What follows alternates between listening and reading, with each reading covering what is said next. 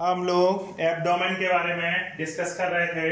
Abdomen में कुछ important point हम लोग डिस्कस करते कि एब्डोमेन में मैंने बताया था 10 सेगमेंट होते, जाने कितनी बार मैं रिपीट कर चुका हूँ। फिर एब्डोमेन चारों तरफ से कुछ प्लेट से स्ट्रक्चर से घिरा रहता है, मतलब काइटिन की प्लेट से घिरा रहता है। 4 प्लेट हो जाएंगी। मैंने क्या बोला, DTBSLP, तो डोर्सल टर्गाइट, वेंट्रल स्टर्नाइट और लेटरल प्लूराइट। लेटरल साइड 2 हो जाएंगी, डोर्सल 1 हो जाएगी, वेंट्रल 1 हो जाएगी, टोटल 4 प्लेट हो जाएंगी। आप बार बार वही पॉइंट समझते चलो। अब ये पॉइंट की वैल्यू क्यों है अभी आगे आने वाली है। फिर मैंने लिखा 9 सेगमेंट इन मेल और 7 segment in female clearly distinct, मतलब कि मेल हो या फीमेल। मेल में 9 सेगमेंट एकदम सही नजर आते हैं, जबकि फीमेल में 7 सेगमेंट नजर आते हैं। लास्ट के जो सेगमेंट हो जिसमें 10वां नजर नहीं आता, इसमें लास्ट के 3 नजर नहीं आते हैं। क्यों नहीं नजर नहीं आते, अभी आगे क्लियर हो जाएगा, है ना, या रिड्यूस हो जाते हैं, ये बात याद रखना। फिर मैंने बोला 7 tergum largest in male and female cover 8 and 9 tergite. समझ में आया।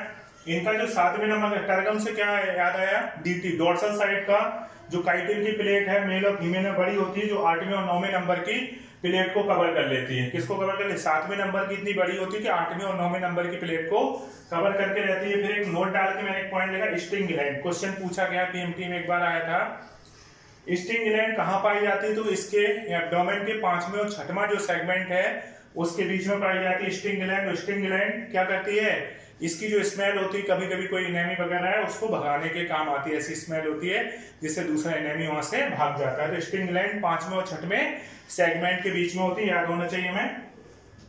फिर एनल स्टाइल। एनल स्टाइल कहाँ होती है? 9वें सेगमेंट में। मैं पहले बोला था स्टर्नाइट मतलब वेंट्रल साइड होगा और कॉपुलेशन में हेल्प करता है। एनल स्टाइल किसमें हेल्प करता है? कॉपुलेशन में हेल्प करता है, ये बात आपको आनी चाहिए। फिर उसके बाद मैंने बोला 7th sternum female broad and board से। फीमेल में क्या होता है कि जो 7वां स्टर्नम होता है वो काफी बड़ा होता है और जो कि कैसा बोर्ड के आकार का नजर आता है। ये बात याद रखना। एक बार ही बना था क्वेश्चन, आजकल तो नहीं बन रहा है काफी लंबे टाइम से।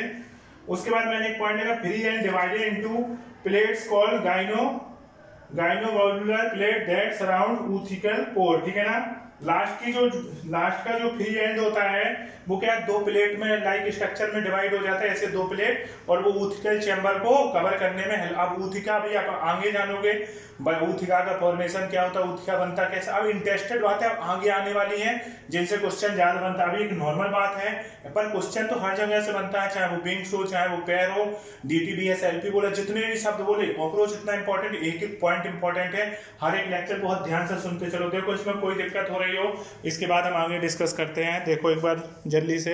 देखो एब्डोमेन के बारे में कुछ बातें मैंने और लिखी हैं, कि कुछ चीजें और डिस्कस की हैं। मैंने कहा एनएस जो होता है, एनएस के बारे में डिस्कस किया। एनएस इन 10 सेगमेंट जस्ट बिलो टर्गम। अब टर्गम से क्या आता है? Dorsal side.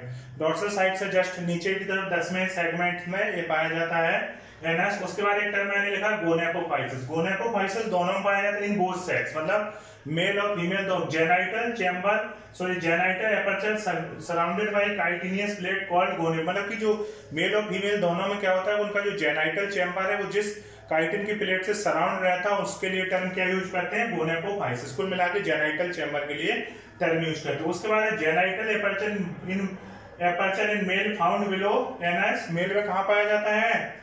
एनएस के between 10th tergum and 9th sternum. 10th tergum देखो, DTBSLP बार बार काम आ रहा नहीं है। टर्गम का मतलब क्या हुआ? Dorsal side. स्टर्नम का क्या हुआ? डोर्सल और वेंट्रल साइड के यहाँ पे पाया जाता है। Anus between 10th tergum and 9th sternum. 9वें स्टर्नम सेगमेंट और 10वें टर्गम के बीच में। ठीक है। उसके बाद है female genital aperture open into genital chamber. Female का जो जेनाइटल एपर्चर है जेनाइटल चैम्बर में ओपन होता है। तो ये नॉर्मल पॉइंट है, ऐसे पढ़ लेना है। बाकी समझने वाली चीजें अभी आगे आने वाली हैं, अच्छी अच्छी चीजें। उसके बाद है बॉडी कैविटी। बहुत इंपॉर्टेंट है, बहुत बार पूछा गया है। इसकी जो कॉकरोच होता है इसकी बॉडी कैविटी क्या बोलते हैं? हीमोसिल। क्या बोलते हैं? हीमोसिल। बॉडी कैविटी से आपको याद आ रहा होगा, मैंने बॉडी कैविटी बताई थी। एक हमने बताया था एसीलोम, सीडोसीलोम और सीलोमेट। आपको याद होगा एसीलोमेट में पेलोटी हेलमिंथीस था, सीडोसीलोम में एस्के हेलमिंथीस था। उसके बाद था सीलोमेट। सीलोमेट 2 टाइप का था, एक था साइजोसीलोम और एक था इंटेरोसीलोम। पहले साइजोसीलोम था, उसके बाद इंटेरोसीलोम। ये दोनों ट्रूसीलोम है। तो कॉकरोच में वैसे तो साइजोसीलोम होनी चाहिए ना, एनिलिडा टू आर्थ्रोपोडा, मतलब कि यहाँ तक कौन होता है? मोलस्का वगैरह। साइजोसीलोम। उसके बाद इकाइनोडर्मेटा टू कॉर्डेटा क्या था? इंटेरोसीलोम। हम लोग में कौन सा? इंटेरोसीलोम। पर कॉकरोच की जो सीलोम होती है वो क्या कहलाती? हीमोसीलोम। हीमो से किसकी याद आती? ब्लड। ब्लड से भरी हुई सीलोम हीमोसीलोम। इसके बारे में मैंने एक पॉइंट लिखा, हीमोसीलोम इज नॉट ट्रूसीलोम, मतलब साइजोसीलोम की तरह काउंट नहीं कर रहे हैं। ये वैसे तो साइटोसिलोम आर्थ्रोपोडा में होती है, और कॉकरोच में कुछ स्पेशल केस हैं। मैंने क्या पढ़ा कि haemocoel is not ट्रूसिलोम, it is large blood sinus, मतलब कि साइनसेस का मतलब होता है कैविटी, खाली जगह, मतलब कि ये ब्लड से भरी हुई बड़ी सी कैविटी होती है। Large blood sinus in embryonic stage, several small blood sinus fuse and form large, मतलब कि छोटी छोटी ब्लड की कैविटी, छोटी छोटी कैविटी मिलकर एक बड़ी कैविटी बनाती है, बड़ी जगह बनाती है, उसको हम लोग क्या बोलते हैं, हीमोसील। तो हीमोसील सीधी सी बात क्या है, ब्लड से भरी हुई जो कैविटी होती है उसको हम लोग क्या बोलते हैं, हीमोसील कहते हैं। तो हीमोसील हमें बहुत अच्छे से याद होना चाहिए। कॉकरोच की बॉडी कैविटी क्या कहलाती है, हीमोसील, ये बात हमें आनी चाहिए। हीमोसील क्या है, कॉकरोच की बॉडी कैविटी। अब थोड़ा सा हम लोग बॉडी वॉल के बारे में जानेंगे। बॉडी वॉल के बारे में जानेंगे तो बॉडी वॉल जो होती है वो 3 लेयर से बनी होती है। एक तो होता है सबसे आउटर जो होती है वो होती है थिक क्यूटिकल, जो कि प्रोटीन और काइटिन की बनी होती है। उसके अलावा हाइपोडर्मस जो होती है उसके नीचे हाइपोडर्मस होती है।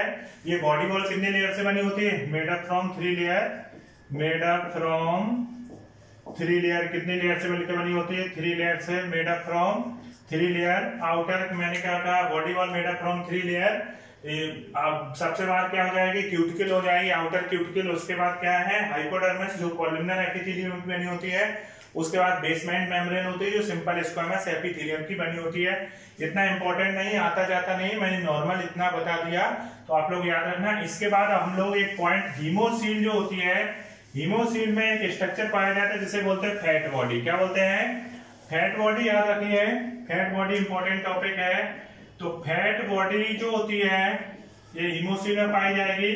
फैट बॉडी ढेर सारे काम करती है, जैसे हमारा लीवर करता है, तो इसे माना जाता है एनालॉगस टू लीवर। क्या माना जाता है, analogous to liver, liver of human, human के लीवर का एनालॉगस माना गया है। किसको, फैट बॉडी को ह्यूमन के लीवर का एनालॉगस माना गया है, इंपॉर्टेंट है।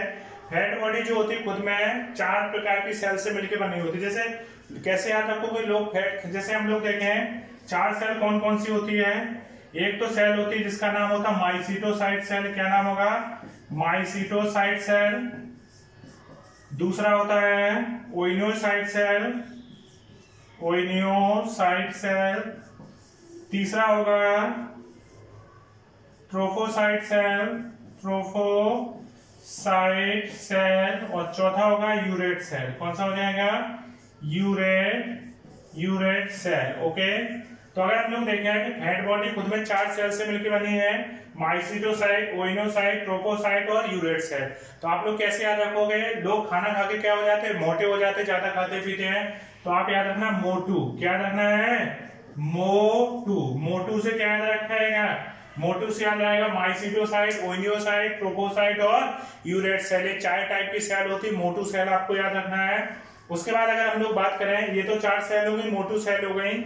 उसके बाद देखो यूरेट सेल से लगते हो, इसको लीवर का एनालॉगस क्यों माना गया। जैसे लीवर को मैं पहले ही लेक्चर में बोला था, जब डाइजेशन पढ़ाया था, मैंने कहा था लीवर की बहुत सारी इंपॉर्टेंस है। लीवर से इंपॉर्टेंट तो कोई ऑर्गन है ही नहीं, देखा जाए लीवर की बहुत सारी इंपॉर्टेंस है। तो यहाँ पे भी बस यही बात आ रही है। यहाँ पे बात क्या आ रही है कि जैसे यूरेट सेल एक्सक्रीशन से रिलेटेड हो गया, ट्रोपोसाइट सेल किससे रिलेटेड हो गया, ये न्यूट्रिशन से, इनका काम अभी आगे आएगा। तो हम लोग देखते जाएंगे, बस आपको याद रखना है fat body analogous to liver of human. और फैट बॉडी कितने टाइप की सेल से मिलकर बनी होती है, 4 टाइप की सेल, मोटू। अच्छा, इससे एक बात और याद आ गई, अर्थवर्म जो होता है, अर्थवर्म में ऐसी कौन सी सेल होती है जो एनालॉगस होती है हमारे लीवर की। तो एक नोट डाल के मैं यहाँ पे पॉइंट बता दे रहा हूं, क्लोरागोगन सेल। क्या, chloragogen cells of earthworm. Earthworm बोले तो केचुआ। अर्थवर्म इज एनालॉगस, किसकी एनालॉगस है, to liver of human. Human के लीवर का क्या एनालॉगस हो जाएगा, तो क्लोरागोगन सेल्स, अर्थवर्म की जो क्लोरागोगन सेल्स होती है वो ह्यूमन के लीवर की एनालॉगस होगी। इस बात को बहुत अच्छे से ध्यान रखें। अब हम लोग एनाटॉमी पढ़ेंगे, डाइजेस्टिव सिस्टम, रेस्पिरेटरी और सर्कुलेटरी, एक एक सिस्टम पूरा कॉकरोच का पढ़ेंगे बहुत अच्छे से, तो सब क्लियर होगा। ओके, देखो इसमें कोई दिक्कत तो नहीं हो रही आप सबको, ठीक है।